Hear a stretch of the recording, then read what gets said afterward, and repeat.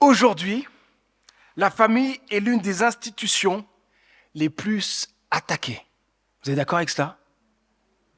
Les valeurs familiales bibliques que Dieu a établies sont de plus en plus déformées. On ne les veut plus. La société propose des choix troublants en matière de sexualité. Facile à voir, n'est-ce pas, lors des JO. Les parents manquent d'intentionnalité dans l'éducation des enfants.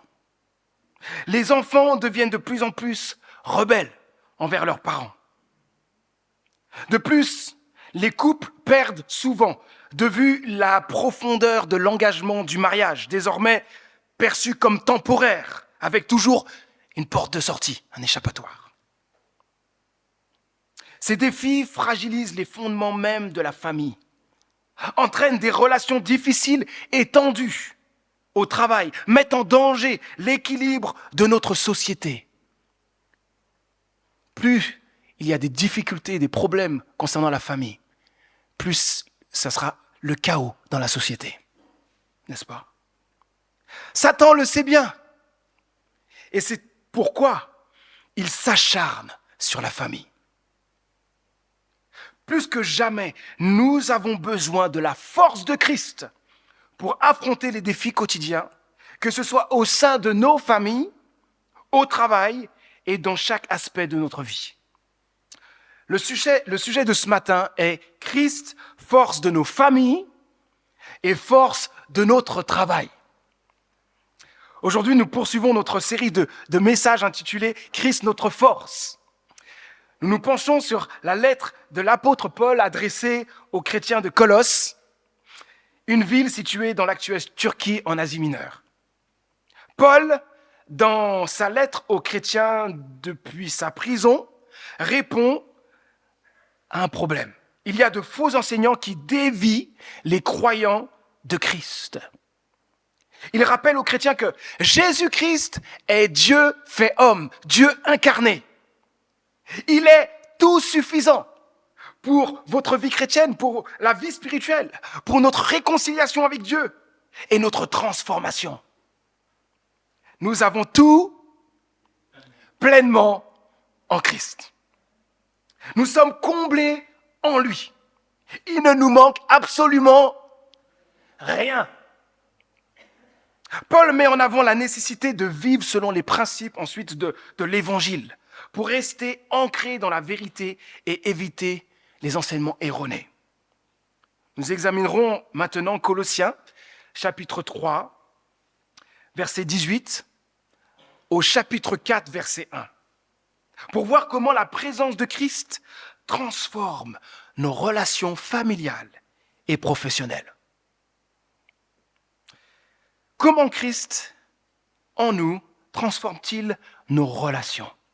Voilà la question pour nous ce matin. Comment Christ, en nous, transforme-t-il nos relations? Et le premier point, dans le couple. Et il y a deux éléments que nous allons voir, respect et dévouement. Lisons Colossiens, donc chapitre 3, les versets 18 à 19. Femmes, soyez soumises chacune à son mari, comme il convient à des femmes qui appartiennent au Seigneur. Maris, aimez chacun votre femme et ne nourrissez pas d'aigreur contre elle. Fin de citation. Je rappelle ceci de très important. L'homme et la femme sont de même nature, de même rang, portent chacun l'image de Dieu.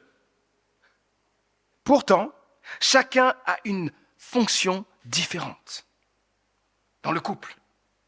Chaque couple chrétien reflète la relation entre Jésus-Christ, l'époux, et l'Église, l'épouse, impliquant le respect pour l'épouse et l'amour constant et dévoué pour l'homme, le mari. Épouse, respectez votre mari. Nous abordons ici un sujet délicat, sensible, n'est-ce pas? La soumission de la femme qui provoque souvent un malaise. Alors commencer la prédication comme cela, juste après mes vacances, c'est l'humour de Dieu, ça. Il est difficile d'entendre ce terme soumission de manière positive dans notre société. Plusieurs questions se posent naturellement quand on entend ce mot. Que signifie la soumission pour la femme, selon Dieu? Implique-t-elle une infériorité? Est-ce une forme d'esclavage? L'homme exerce-t-il une autorité illimitée sur elle? Il est important de comprendre que le terme soumission a une connotation négative pour tous. Par définition, il évoque des notions telles que l'infériorité, l'obéissance forcée, l'asservissement, la domination, la servitude, la tyrannie, l'esclavage. Si vous regardez dans le dictionnaire, vous allez dans les synonymes, vous trouvez tous ces mots. Donc c'est normal que nous soyons mal à l'aise avec ce terme. Mais on doit comprendre qu'il ne s'agit pas de la soumission selon notre définition, mais selon la définition biblique. Quelle est la soumission biblique? Et là, c'est tout autre chose. Elle n'est pas négative, elle est positive. Le terme grec utilisé signifie se placer volontairement, j'ai bien dit volontairement, sous l'autorité de quelqu'un. C'est un choix libre et non imposé. Il ne s'agit pas d'infériorité ni d'esclavage, mais d'accepter par amour et pour le bien du couple que le mari soit responsable. Le responsable du foyer. Et cela, on a son parallèle dans Éphésiens, où l'apôtre Paul, dans le chapitre 5, parle du couple et où il va parler du mari comme étant le chef du foyer, du couple, de la famille. Paul enseigne que la femme chrétienne doit se soumettre à son mari, non parce qu'il est supérieur ou plus sage qu'elle, mais parce que Dieu a institué une différence de rôle qui se complète. Cette soumission de l'épouse n'est pas aveugle. La femme n'est pas appelée à être d'accord avec tout sans pouvoir donner son avis, ni à suivre son mari dans le péché ou dans ses moindres caprices. Le mot soumission implique que l'épouse soutienne en fait son mari dans son rôle de responsable du foyer, qu'elle l'aide, partage les responsabilités, le respecte et l'honore dans son rôle. Et je crois que, à la lumière de Genèse, où Dieu institue le mariage, que Dieu rend le premier responsable, s'il y a un problème dans le couple ou dans la famille, ce n'est pas la femme, mais c'est l'homme, le premier responsable. Et donc, il a cette charge et elle l'aide son mari. Par le mot soumission, Paul invite également l'épouse à rechercher l'unité du couple. Aucun couple ne peut prospérer si chacun suit des chemins opposés. Rechercher l'unité demande humilité et aussi compromis de la part des deux conjoints. On veut ceci, on veut cela, mais à un moment donné, il faut faire des compromis pour que l'unité puisse demeurer. Cependant, lorsque des décisions difficiles doivent être prises, la femme doit permettre à son mari de trancher en sachant que ce dernier doit toujours agir pour préserver l'unité et le bien du couple. Mari, aimez votre femme. Le mari a pour responsabilité non de dominer, non de jouer au grand chef, mais d'aimer sa femme. Et là, d'un coup, c'est pas non plus le même terme chef comme on a l'habitude. On dit chef, comment ça, c'est le chef, lui? Pour les femmes, elles se disent, mais comment ça, c'est lui le chef du foyer? Son rôle de chef est d'aimer. C'est l'amour. Et bien sûr, dans le couple, l'époux et l'épouse doivent s'aimer l'un l'autre. Mais l'accent est mis sur l'homme. À l'époque de Paul, dire cela, c'était révolutionnaire, incroyable. Ah bon? Le mari doit aimer sa femme? Dans la famille gréco-romaine, les pères avaient tout pouvoir sur les autres membres de la famille. Il y avait un côté très gros chef, quoi. Paul ne valide pas du tout ce modèle, mais il sauvegarde la réalité créationnelle d'une structure familiale. L'accent mis sur l'homme dans ce passage est clair, l'amour. Paul ordonne aux maris non seulement de ne pas se montrer durs envers leur femme, mais aussi de ne pas nourrir de ressentiment. Cet amour est un engagement complet. Il est relationnel, spirituel et sacrificiel. Et là, les hommes qui peut-être se disent « c'est trop bien, la femme doit se soumettre ». En fait, quand tu comprends bien le texte, toi Marie, tu dois te dire « aïe, aïe, aïe pour moi ». Parce que je dois me sacrifier comme Christ s'est sacrifié pour l'Église. Celui qui doit encore plus se remonter les manches, ce n'est pas la femme, l'épouse, mais c'est le mari. Parce que se sacrifier, se sacrifier comme Christ s'est sacrifié pour l'Église, ce n'est pas si simple. Et cela pour veiller sur son bien-être spirituel, émotionnel et physique. J'aime ce qu'un pasteur a dit aux hommes dans sa prédication sur notre texte. Les hommes, vous allez descendre de votre chaise. Souvent, on reproche à juste titre d'être passif en tant qu'homme. Nous sommes passifs dans notre engagement relationnel et romantique envers notre épouse. Nous sommes passifs dans notre investissement spirituel envers notre épouse et nos enfants. Nous sommes passifs dans notre investissement physique en termes de présence. Nous sommes passifs dans notre investissement en matière d'écoute, de partage des tâches ménagères et de planification de la semaine pour créer des moments clés de bien-être. Paul, dans ce contexte, nous donne un coup de pied aux fesses qu'on mérite pour nous rappeler ceci. Hommes, prenez l'initiative. Vous devez aimer votre femme. Ce n'est pas suffisant de pouvoir pourvoir simplement aux besoins financiers, comme cela est souvent valorisé dans certaines cultures. Non, le rôle de l'homme est de prendre l'initiative pour bénir sa famille dans autant de domaines que possible. Fin de citation.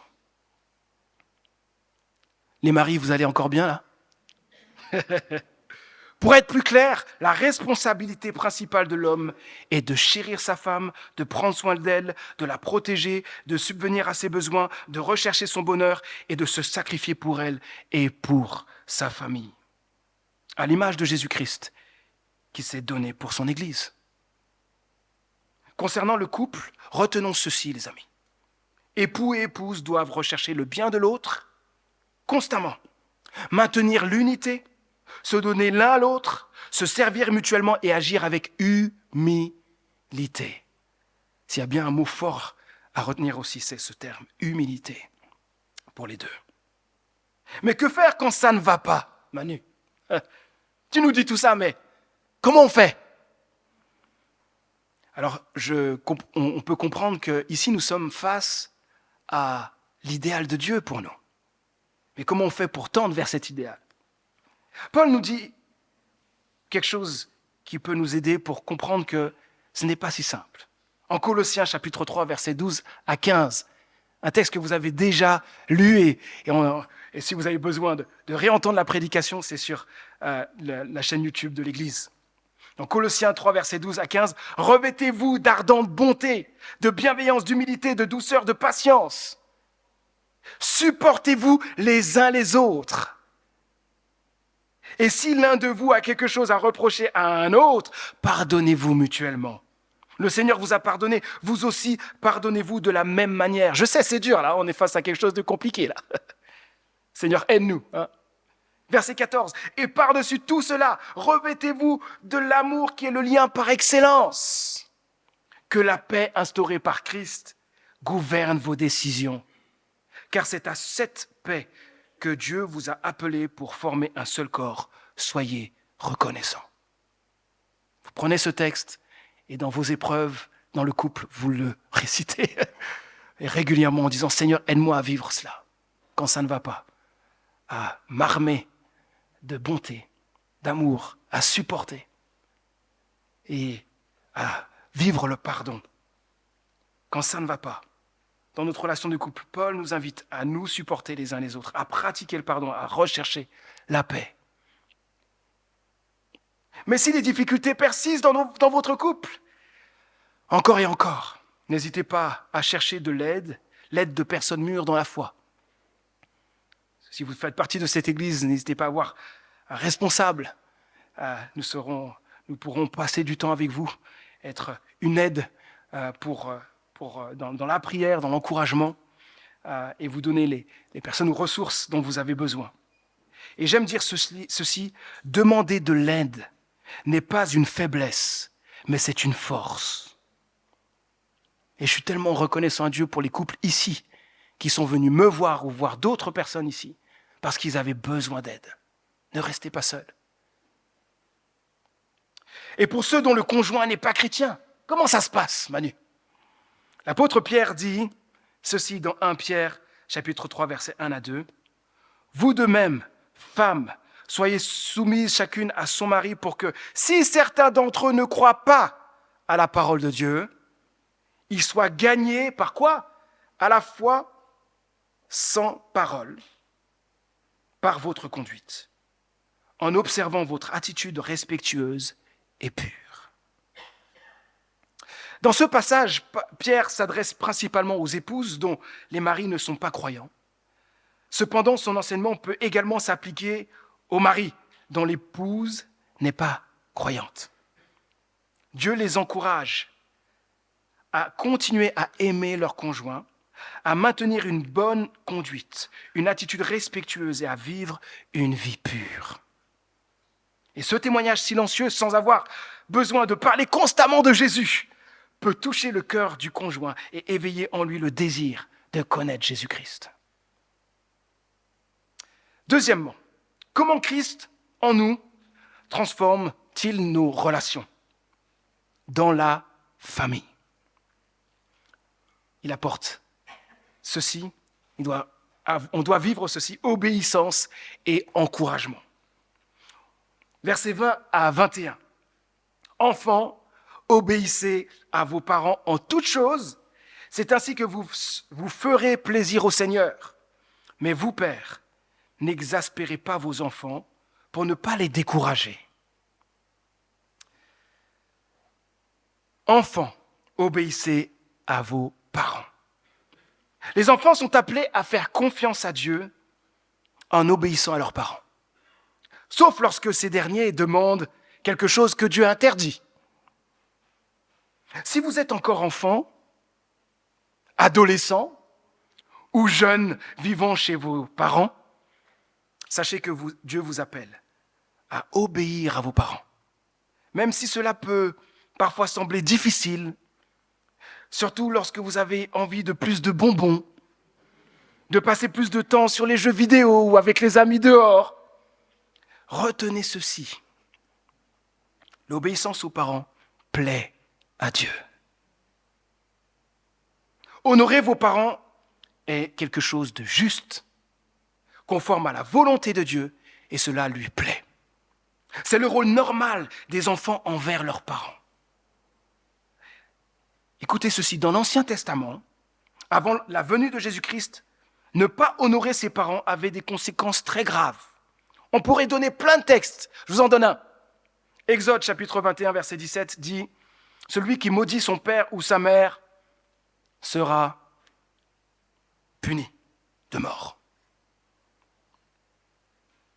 Cela est vraiment fort et souligne combien le commandement d'honorer nos parents est important aux yeux de Dieu. Il doit être pris très au sérieux.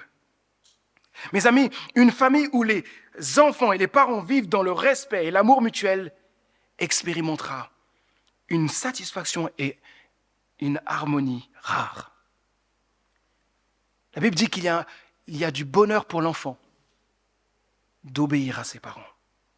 C'est un immense bonheur de vivre cela et un bienfait considérable pour la société qui en bénéficie. Nous devons à nos parents le plus grand des respects, les amis. nous qui sommes enfants mais déjà grands et qui avons encore nos parents. Nous leur devons le plus grand des respects. Cela doit se refléter dans notre comportement.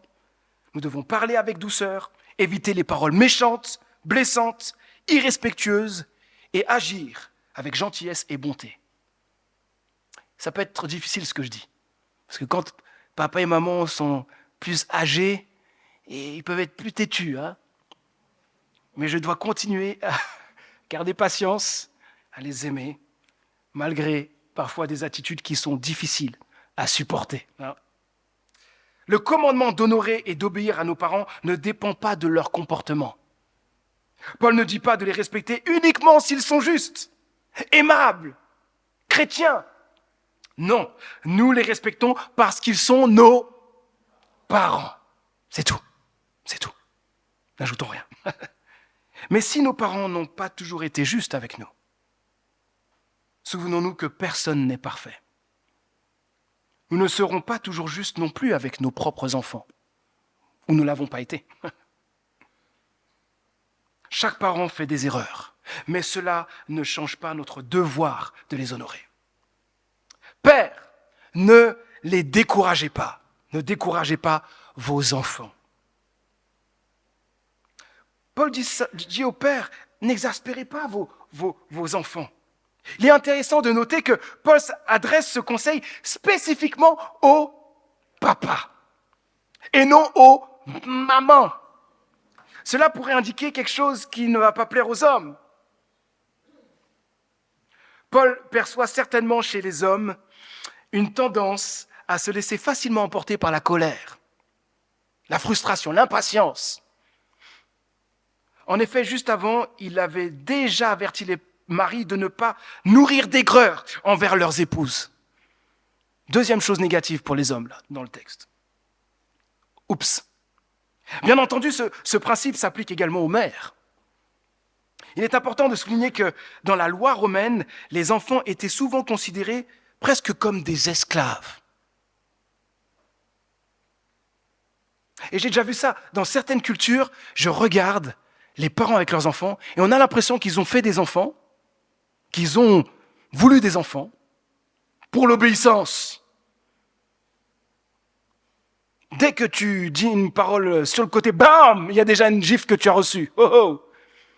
Si t'es pas droit, aïe aïe aïe. Les câlins, on connaît pas. Les je t'aime, on connaît pas. Mais les gifles, on les connaît bien. Hein. Paul aborde ici, parle des enfants ici comme des individus à part entière, dignes d'amour et de respect. Les parents, qu'ils soient père ou mère, ne doivent pas traiter leurs enfants comme des objets, de manière autoritaire. C'est pas parce que nous sommes parents que nous avons le droit de jouer au grand chef tout le temps. Et même, jamais il faut jouer au grand chef. Les parents doivent plutôt créer un environnement familial où chaque membre est respecté, soutenu, en favorisant un climat d'amour, d'encouragement, pour permettre aux enfants de se développer dans un cadre positif et épanouissant. L'éducation ne doit pas se concentrer uniquement sur ce qui ne va pas, ou multiplier les paroles négatives. Un enfant qui entend constamment des critiques risque de se décourager, c'est clair. Il aura du mal à bien grandir, à croire en lui, à faire confiance à ses capacités. Soyons donc patients avec nos enfants et créons un environnement positif. Ils ont besoin d'encouragement pour grandir et s'épanouir. Je sais que pour ma mère, c'était pas simple, avec l'éducation difficile qu'elle a eue. Parce qu'elle avait tout de suite de la dureté dans l'éducation qu'elle nous a donnée. Et un jour, elle va à l'église et elle voit un couple, et elle voit le père et la mère qui font des câlins à leurs enfants. Cela l'a touchée. Elle dit à Dieu, Seigneur, je t'en supplie, aide-moi à faire cela à mes enfants. Et Dieu a permis qu'elle tombe sur un livre. Et elle a pu lire ce livre, qui l'a donné plein de clés pour pouvoir être une mère qui manifeste des gestes d'amour envers ses enfants. Et quelque chose qu'elle aimait nous raconter, c'est elle voyait un des enfants, des frangins là, qui passait, et le Saint-Esprit lui disait, vas-y, passe ta main sur sa tête. Et c'était dur pour elle. Et c'était comme une formation pour elle, qui a pris du temps, mais où il y avait vraiment l'œuvre de Dieu qui l'a aidée à nous donner ce dont nous avons besoin. Être dans un climat d'amour. C'est pas qu'elle ne nous aimait pas, c'est que l'éducation qu'elle avait reçue était une éducation dure. Et donc, naturellement, elle agissait avec dureté. Que Dieu nous aide à donner ce climat d'encouragement à nos enfants. De plus, à l'époque de Paul, les enfants chrétiens étaient confrontés à un environnement hostile à l'évangile. Et cette réalité persiste aujourd'hui. Parents veillons à encourager nos enfants dans tous les domaines de leur vie, y compris dans leur marche avec Dieu. Leur offrir le soutien nécessaire face aux défis qu'ils rencontrent. Troisième et dernier point, comment Christ nous transforme-t-il dans nos relations, au travail, service et équité. Nous allons maintenant lire des versets un peu plus longs, verset 22 au chapitre 4, verset 1 de Colossiens, chapitre 3. Esclaves, obéissez en tout point à vos maîtres terrestres, et pas seulement quand on vous surveille, comme s'il s'agissait de plaire à des hommes, mais de bon gré dans la crainte du Seigneur. Quel que soit votre travail, faites-le de tout votre cœur, et cela comme pour le Seigneur et non pour des hommes. Car vous savez que vous recevrez du Seigneur comme récompense l'héritage qu'il réserve au peuple de Dieu. Le maître que vous servez, c'est Christ. Celui qui agit mal recevra quant à lui le salaire que méritent ses mauvaises actions, car Dieu ne fait pas de favoritisme. Maître, traitez vos serviteurs avec justice et d'une manière équitable, car vous savez que vous avez, vous aussi, un maître dans le ciel. Fin de citation. Employés, obéissez à votre patron. À l'époque de Paul, la population des grandes villes était composée d'une proportion élevée d'esclaves. Il y en avait beaucoup. Dans l'Antiquité, les esclaves faisaient partie de la famille.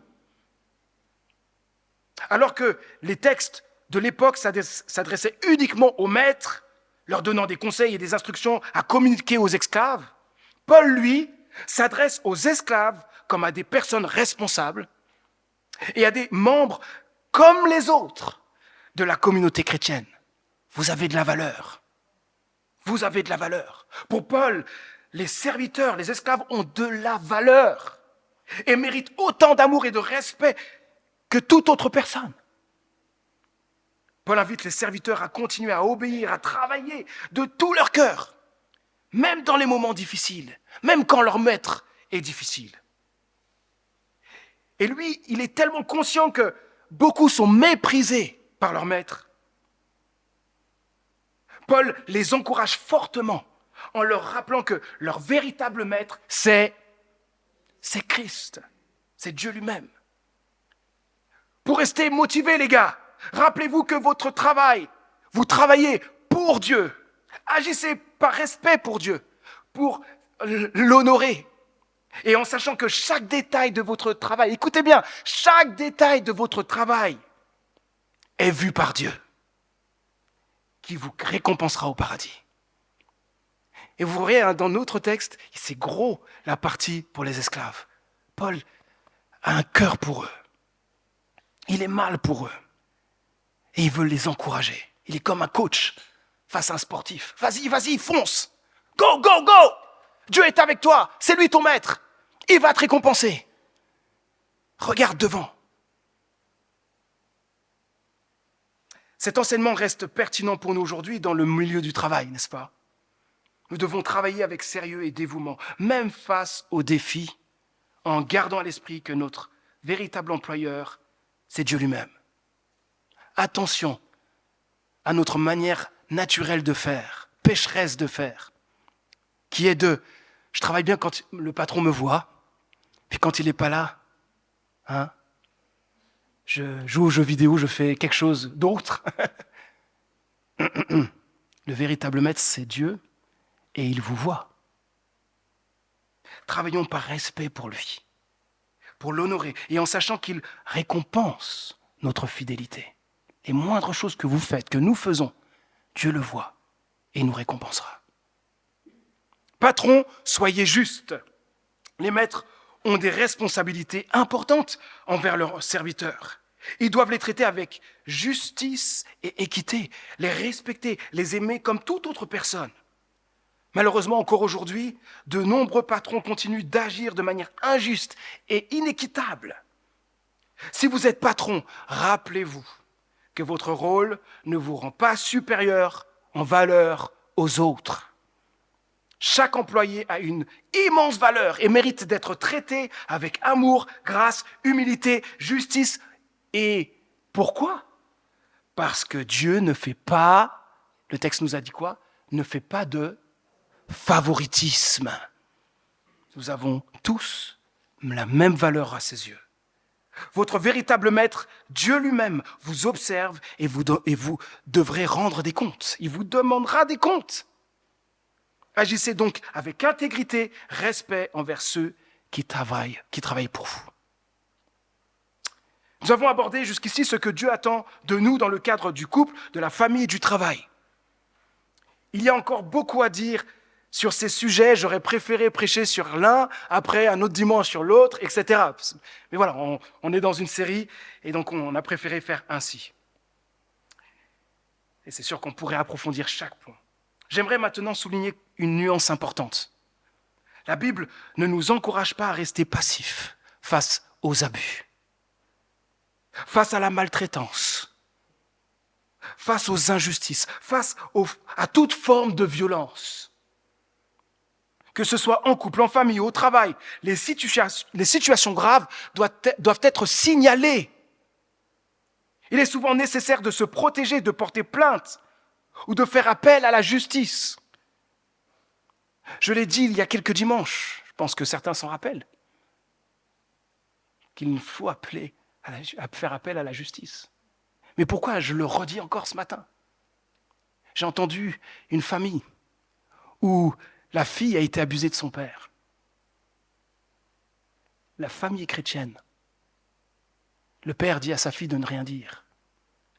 Et la mère, qui est chrétienne, sous couvert que nous sommes chrétiens, nous n'allons pas appeler à la justice pour ça. Et vous avez cette fille qui souffre encore aujourd'hui, qui n'arrive pas à construire de relations avec d'autres. Je vois ça et je crie, mon cœur crie. Comment est-ce possible qu'en tant que chrétien, on puisse se dire « Ah non, mais c'est pas grave. Ah non, mais il faut pardonner. » Comment ça ? Bien sûr qu'il faut pardonner, mais le pardon ne veut pas dire qu'on laisse les abus. Vous voyez de quoi on parle, hein ? Et en entendant de telles histoires, je dis, mais c'est pas possible. Comment est-ce possible que ça continue encore aujourd'hui ? Et donc, en tant qu'Église, pour moi, en tant que pasteur, il est important de leur rappeler. Si vous êtes confrontés à de telles situations, n'hésitez pas à venir nous en parler. Cela restera confidentiel. Nous pourrons vous aider, prier avec vous, vous orienter vers les personnes ou ressources appropriées. Et si vous avez aussi besoin de guérison par rapport à de telles choses, de tels abus que vous avez vécus dans votre passé, et qu'encore aujourd'hui vous luttez, ne restez pas seuls. Nous pourrons vous orienter vers des professionnels, des personnes qui peuvent vous aider. C'est tellement important. Ne restez pas seuls face à ces difficultés. Comment Christ en nous transforme-t-il nos relations ? Dans le couple, respect et dévouement. Dans la famille, obéissance et encouragement. Au travail, service et équité. J'aimerais maintenant conclure en soulignant un point essentiel que Paul répète tout au long de notre texte. Peut-être que vous n'avez pas vraiment vu tout cela. Bien que ces instructions, ces courtes phrases qu'il a mis un peu partout, soient adressées à des personnes spécifiques, elles sont en réalité pour chacun d'entre nous. Que ce soit dans notre vie de couple, au sein de notre famille, au travail, dans tous les domaines de notre vie, nous devons toujours agir en tant que personnes appartenant au Seigneur, pour plaire au Seigneur, dans la crainte du Seigneur, comme pour le Seigneur, en reconnaissant que Christ est notre Maître et en sachant que Christ nous récompensera au paradis. Soyons conscients, toujours conscients de cela. L'ultime motivation qui doit sans cesse nous guider n'est pas la recherche de récompenses terrestres, comme la richesse ou la reconnaissance des autres, etc., mais plutôt l'immense amour de Dieu, la recherche de sa gloire et la perspective d'une récompense éternelle au paradis que Dieu nous promet. Amen. Mes amis, sans l'action puissante de Dieu en nous, tout ce que nous avons vu ce matin n'est que du vent, ce n'est que de la théorie. C'est pourquoi je vous invite à prier pour que Dieu transforme nos vies à l'image de Jésus-Christ. Faisons-le maintenant par la prière. Seigneur, nous te remercions pour ton amour infini qui transforme nos vies. Aide-nous à manifester cet amour dans toutes nos relations. Tu vois combien nous sommes faibles et avons besoin de ta toute-puissance à l'œuvre en nous. Seigneur, que notre vie de couple soit marquée par le respect et le dévouement. Que notre vie de famille soit caractérisée par l'obéissance, le respect et l'encouragement. Et que notre travail reflète le service et l'équité. Que nous soyons constamment motivés par ton immense amour, en cherchant toujours à t'honorer à travers notre conduite, tout en gardant à l'esprit la récompense éternelle que tu as promise pour chacun de nous. Guide-nous, fortifie-nous, remplis-nous de ta sagesse pour vivre selon ta parole. Au nom de Jésus-Christ. Amen. Amen.